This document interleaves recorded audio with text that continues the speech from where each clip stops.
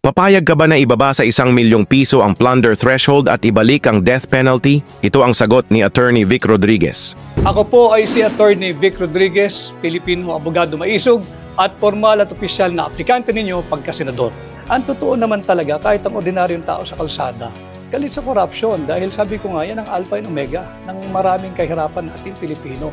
And yes, the last time I was a guest ni Cheryl ay 5 million yan.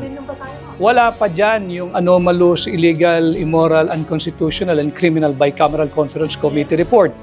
Sinasalaula pati yung proseso ng pagpasa ng budget.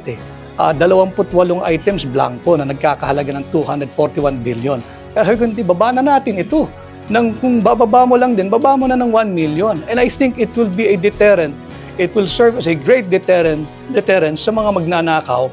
And I believe, hindi na ipapasa yung posisyon sa kamag-anak eh. Bakit? Nakaamba yung plunder eh. Pagka kumati-kati ka may mo't nakialam ka riyan eh.